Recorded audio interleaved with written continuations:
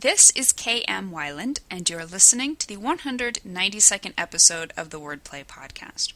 March is sort of cabin fever month period, but when I'm not actively writing a story, the itch of it all is multiplied. I'm cruising along on my nonfiction projects and my research for my historical fantasy Storming, but boy will I be happy to actually start writing again.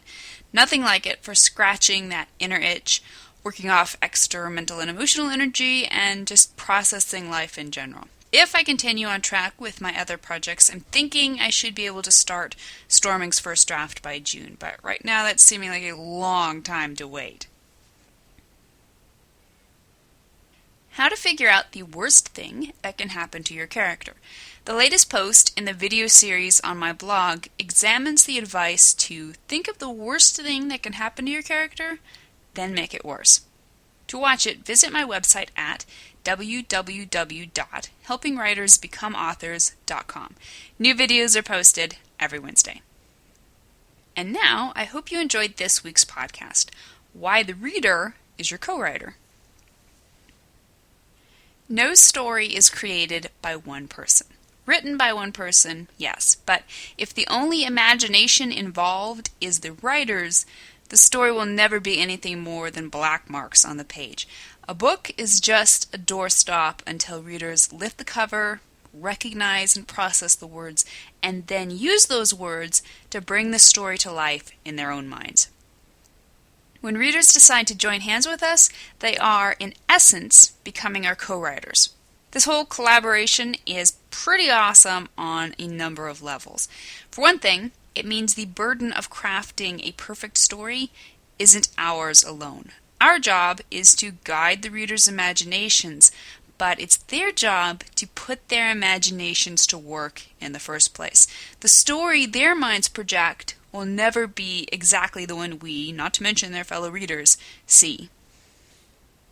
Admittedly, this can actually get a bit frustrating for the average control-freak writer who doesn't want readers messing with even the smallest detail of his story. But the good part is that once a reader invests in a story by recreating it in his own imagination, he owns that story just as much as we do. He's caught in its web just as we are.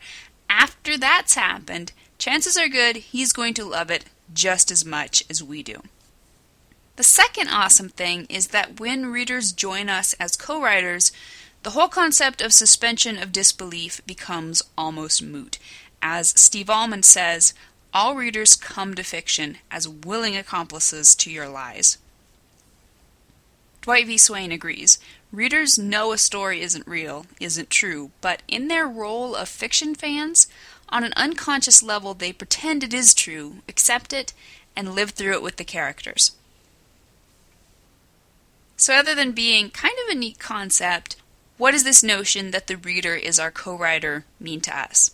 To begin with, it means we have to be willing to relinquish just a little bit of control. We have to be able to trust our readers to be smart, to be honest, to be demanding, and to be forgiving. When we come right down to it, we have the most awesome business partners in the world. How many high-powered business gurus would kill to have partners so trustworthy and accomplished? In a Writer's Digest interview with Jessica Strouser, novelist Chris Cleave expounded. Trust your readers from the sentence level. You don't need to hammer a point home, all the way through to the level of the whole novel. You can trust readers to let you write about difficult, complicated subjects. Readers do half the creative work with the novel. But this hardly means we can dump all the work onto our readers. If we don't do our job right to begin with, they won't even have a chance to do theirs. Dwight V. Swain again. That incredible, pompous, egocentric gem from the pen of a literary novelist, I write, let the reader learn to read, would be funny were it not so ridiculous as to be tragic. To refuse to write so that a mass audience can understand you, and then rage because that same audience rejects you, is about on par with insisting that grade school youngsters learn their ABCs from college physics texts. Most professionals accept it as their job to devise ways to communicate with their readers regardless of said reader's level. After all, if you feel too superior, you can always go hunt a different market.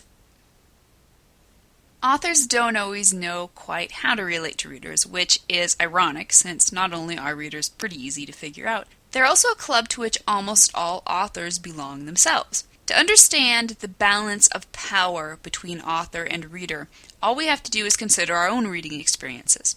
What authors have given you the greatest amount of creative control, and as a result, emotional investment in their stories? Which authors have hoarded the co-writing responsibilities and prevented you from adding your own imaginative flourishes? And which authors have demanded too much production from you without supplying the tools your imagination needs to work with? The reader isn't an enemy or a dupe. He wants to love your story. He wants you to sweep him off his feet into a world of excitement and insight. He can't wait to be your partner, and the only way you can endanger all that enthusiasm is by either failing to fulfill your own responsibilities or by failing to trust him with his. Paul Auster says it like this: "The book doesn't only belong to the writer. It belongs to the reader as well. And then, together, you make it what it is." Thank you for listening to the Wordplay Podcast. To read a transcript of this episode, you can visit my website at helpingwritersbecomeauthors.com. And be sure to check back again next week.